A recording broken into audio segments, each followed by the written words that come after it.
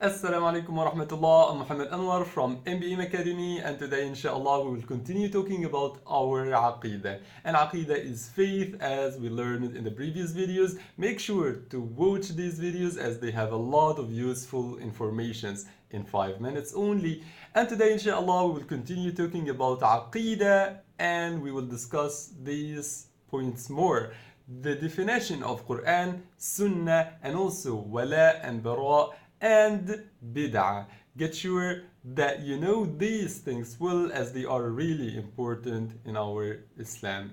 And now share this video to help us and to help inshallah more people. May Allah reward you and me doing this inshallah. And now let's get started.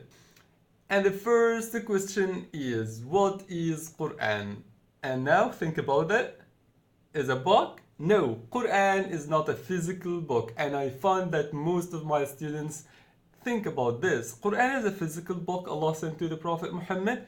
No, this is not right. Qur'an is just the words of Allah, and it's holy words. Allah said these words. If you think about this, you will feel the greatness of Qur'an. It's the words of Allah sent to the Prophet Muhammad ﷺ through the angel Jibreel, and these words have our rules as Muslims. That's it. Qur'an is the words of Allah. And the second question is Sunnah. What is Sunnah? Sunnah is related to the Prophet Muhammad ﷺ, and here it's everything related to him. First, if it's a deed like praying, fasting, and so on. If it's a word or saying, what he was saying, as dhikr, remembrance, and so on, and his dua too.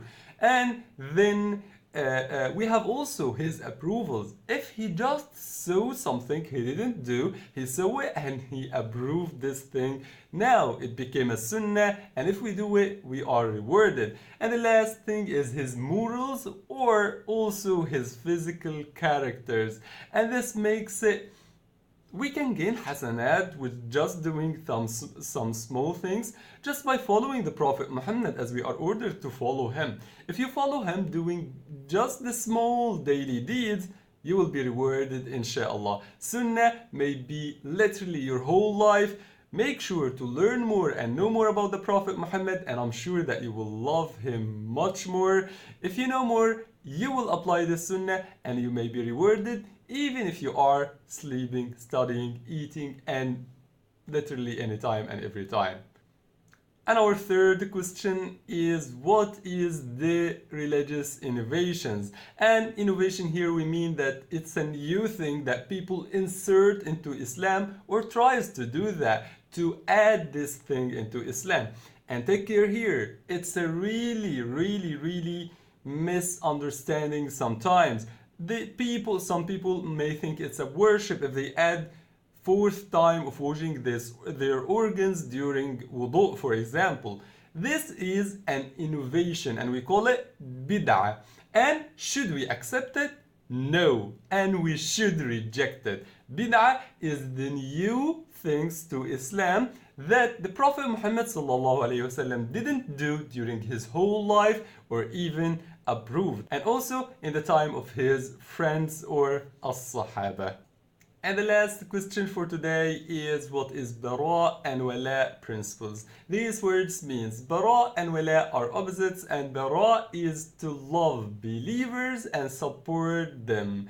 Love believers or Muslims and support them. And Baraa, for sure, it's the opposite. And we have a good example in the Prophet Ibrahim alayhi salam and the believers with him, when they told these believers that we dissociate from you and literally everything that you worship beside Allah.